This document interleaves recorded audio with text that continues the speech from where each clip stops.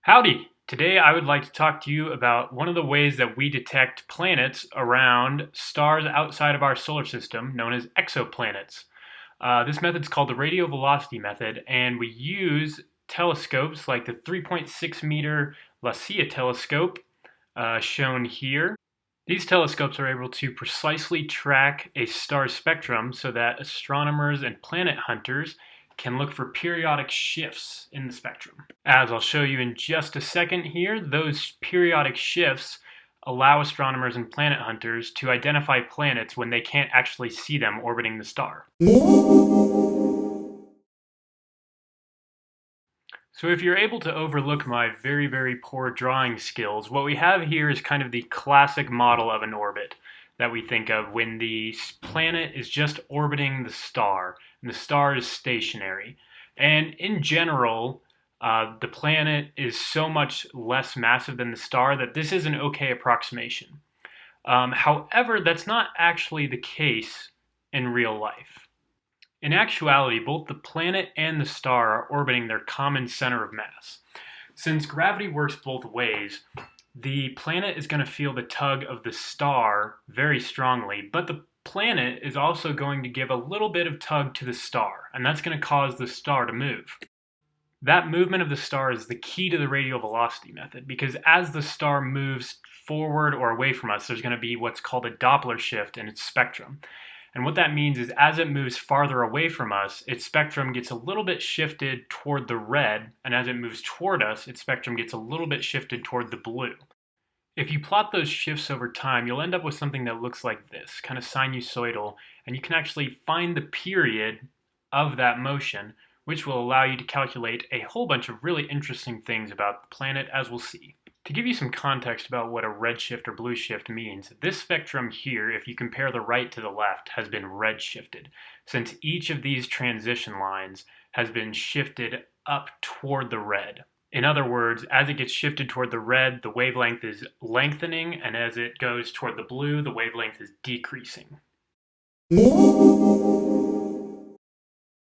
So the reason we care about the Doppler shift is because we're able to relate that shift to the velocity that the object is moving at. In this case, we're interested in the radial velocity, noted in this slide by v sub r, because we're only interested in the motion of the star towards or away from us. So if you remember that Doppler shifted spectrum I showed you earlier, those little lines are atomic transition lines that show up in the absorption spectra of stars.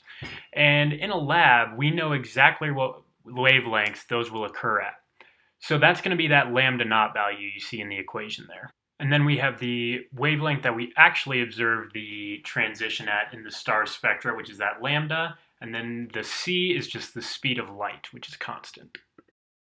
See the fruits of your mathematical labor. Here we have a plot of the velocity over time for 51 Pegasi, which is the first star that we found an extrasolar planet around. And if you follow along that x-axis where it says phase and you go from 0 to 1, that's a peak to peak, or trough to trough, then you can get the period of the orbit.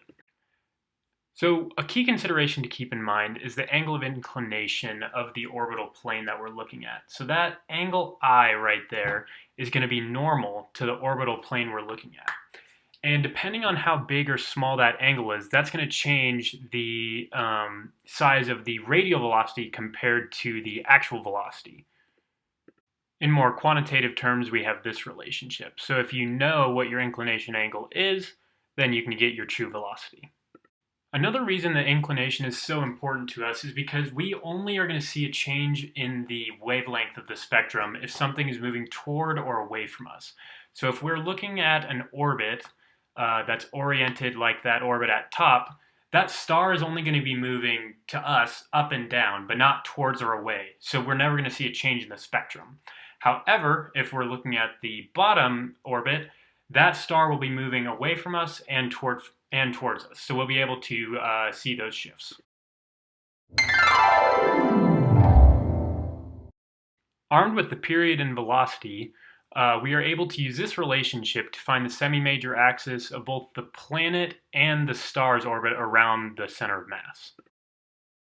Since we know the position of the center of mass is going to be essentially a weighted average of the two masses, we can derive these relationships.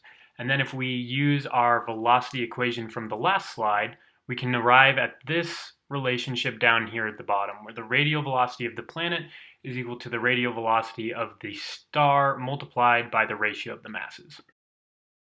So now if we think about Kepler's third law, and we think about the total semi-major axis of the system as A, where that's A of the star plus A of the planet, we can derive this relationship. And now we have that the sum of the masses is proportional to the sum of the velocities cubed.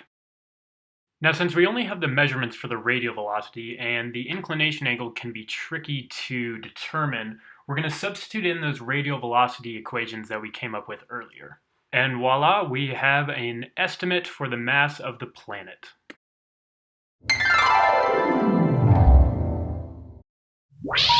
Please hang up and try again.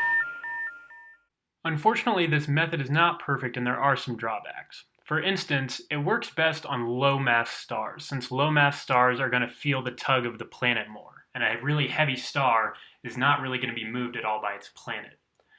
On that same note, we're going to be able to see that Doppler shift better if there's a massive planet orbiting close to the star than if there's a small planet orbiting farther away.